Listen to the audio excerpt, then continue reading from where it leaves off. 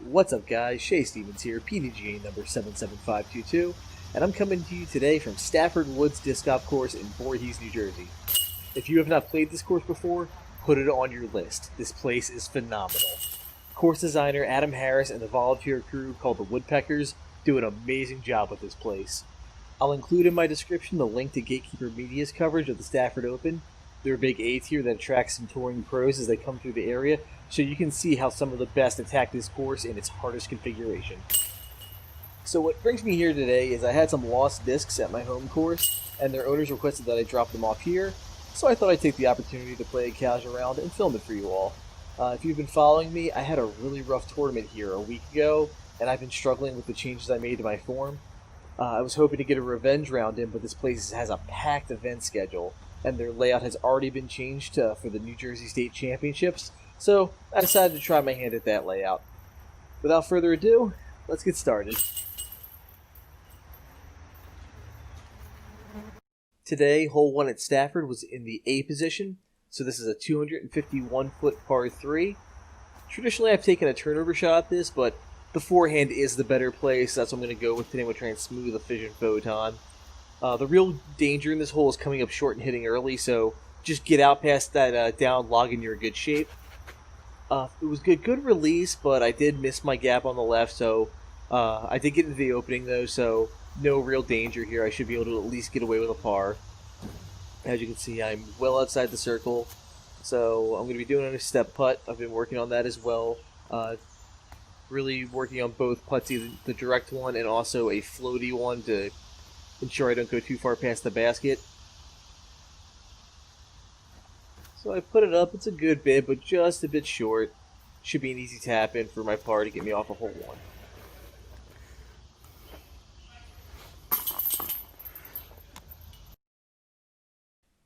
Hole 2 is gold tee to the A pin, so it is a 509-foot par 4.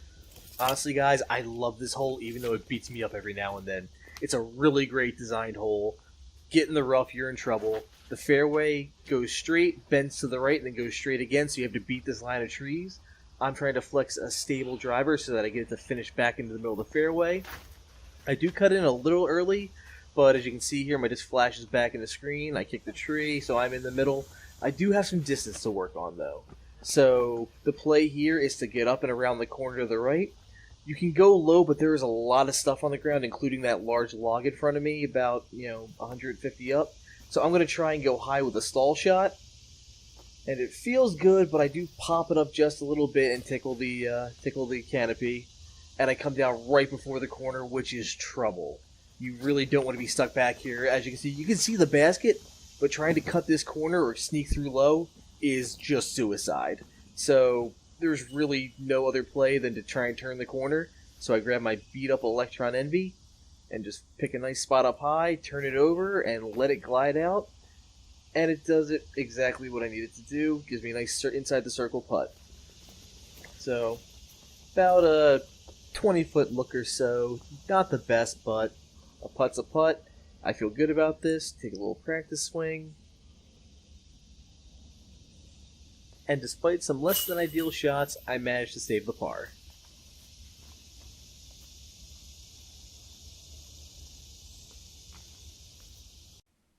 Next, I'm playing hole 3 from the gold tee to the A pin, so it's a 313-foot par 3 with a water carry. So, with the distance, you might think it's a mid-range shot, but I find smoothing a fairway driver is much easier, especially to beat the gap across. So I'm just going to line up a volt, throw it flat, and get it to the pin. Or I would have if I had noticed the leaves out in front of me blowing and realized there was a headwind that I was being shielded from. So that lifted my disc up. I got across and got through the gap, but well short of the pin. And here's a quick little shot of the infamous pond at Stafford Woods. It runs between hole 7 and 3. Oh, there's a floater right disc floating out there. It's claimed a lot of victims. Do not go in that water.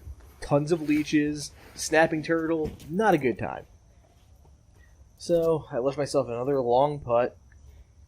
Despite opening this video with a putting warm-up, I am just not feeling the putter today. Don't know what I gotta do here.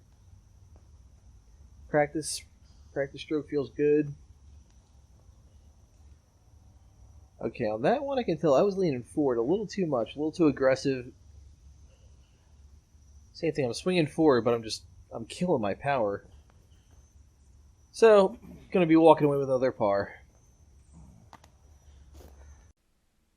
Next is hole 4 from the gold tee to the A pin. Is a par 4 at 558 feet. Another one of my favorite holes on the course. It's just so beautiful. You start here in the woods, play out into an open field area, and then play back into the woods. So there's some really good technical shots. My play here is I like to hyzer flip something just to not flat, so it curls around the corner. So I have a fission photon here. And unfortunately, I get on this one just a little bit too much, and I turn it over. Catch the last guardian tree on the end of the fairway there. I'm in the fairway, but I lost a lot of good distance. So I'm pinched off here actually on the left-hand side, so I have to go wide so I don't hit these trees on the left-hand side, but still give myself enough glide and fight to get back in and hopefully skip up to the green. And out of my hand, I thought I got it. This was a great pull. Hyzered right where I wanted it to. I was happy. Unfortunately, when I got to it, there's this little ditch on the right-hand side, and I just caught the top lip with the high grass, so unfortunately, I'm left to just pitch up with my soft eclipse anode. Just get me up in the circle. And then I get to take the walk of shame over and with my driver, tap in my my 4th par in a row. I'm okay with it. It's compared to what I was playing before. My form's feeling a little better, so I'm good, but I've played better, so I need to get things going. Hole 5 actually has a new B position. It's a par 4 at 564 feet. It's to the left of the old fairway, which you can see on the right-hand side. You have OB down both sides in the high grass, and you also have a sloped fairway. Big arms can definitely go for an eagle here. I am not a big arm, especially now, so my play is just a nice smooth hyzer down the right-hand side, let it come back into the fairway, and give myself a nice, easy chance for a birdie. So I was a good controlled hyzer. I was happy with it. Didn't do anything special. And you'll see the pin is actually guarded by a nice line of trees in the front, so you have to pick your gap. I like to throw an anhyzer approach into this green just because I think it makes some of the gaps I'm aiming for bigger. I like the 2 on the left-hand side. The basket is between those 2 close trees in the middle left side of your screen. So I have an Elaine King Tour Series relay. Put it up on the anhyzer, and it felt good, but I just really shorted it. I just misjudged my distance. I didn't give it enough, so circle 2 putt again. Unfortunately, I do have those 2 trees in my way, so I'm going to have to try and pop this up high enough to go up and around.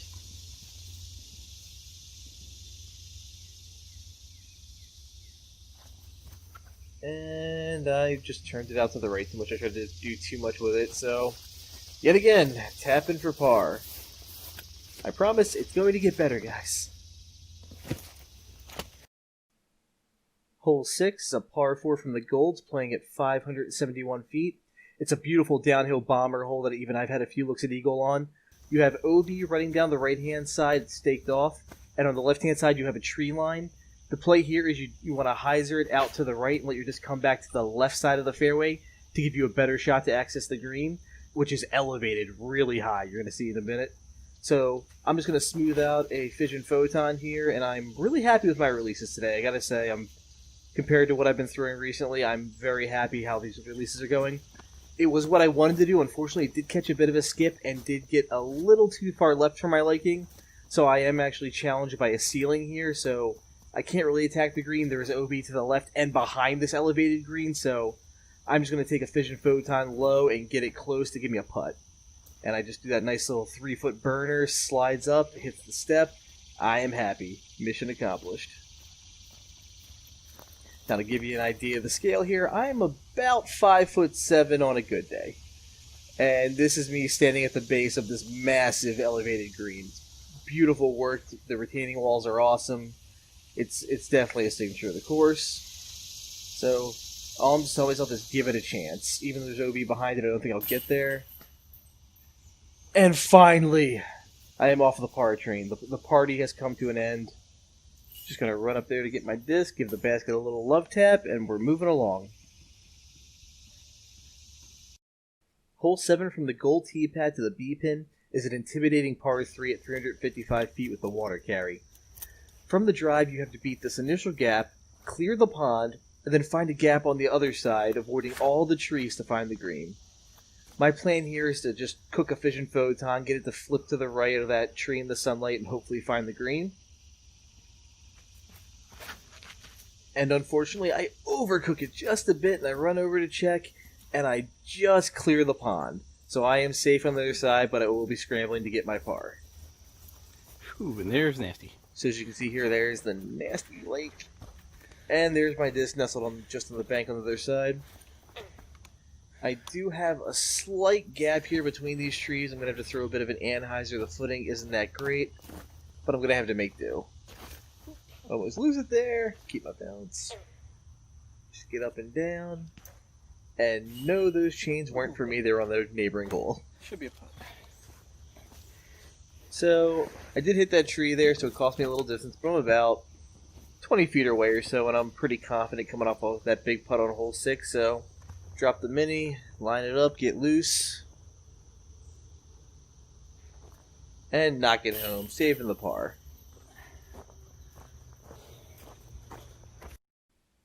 Moving along, we come to hole 8. This is a great two-shot par 4 from the Golds. It's 411 feet. So the play here is you just want to throw something up through the gap, make the turn left, and give yourself an approach. You do not want to go left early. It's absolute jail. So your miss, if anything, is to the right. I'm taking a fission volt here, right up the middle. And I do flirt with that right side a bit. I skirt a few trees, but you'll see it comes right back to the middle of the fairway. So, had I progressed a little further left, I'd have 2 fairways to choose from. Since I'm a little further back, I just have the hyzer route to the right, which I have no problem with. I'm just going to take my plasma entropy, just take it on a nice smooth hyzer line to the right, let the disc do all the work for me. Gets a nice little skip around the corner, catches the tree on the green as a backboard, and leaves me with a nice birdie putt. So, I'm about 15 feet here. Just going to lay down the mini, go through my routine, shouldn't be any problem. Cleared my footing there. I'm really happy I took the time to do that, didn't take it for granted, and knocked the birdie putt in. We're down to -2. The back nine concludes with a tricky par 3 from the Golds at 301. It's either a lefty hyzer flip or a right-hand turnover shot that demands a lot of angle control. I have all but written this hole off as a par because early tree kicks can really run up a high score. So my play here is just take my Elaine King relay, put it on a touch of anhyzer, and just let it turn the corner. And I give this a good rip, skirt the left side of that inside gap, and get probably the best flight of a disc I've ever had on this hole. I slid just to the edge of circle 2, and I have a really clean look at this basket with a safe spot behind it. And I'm excited. I've never had this opportunity before, so I'm giving it a go.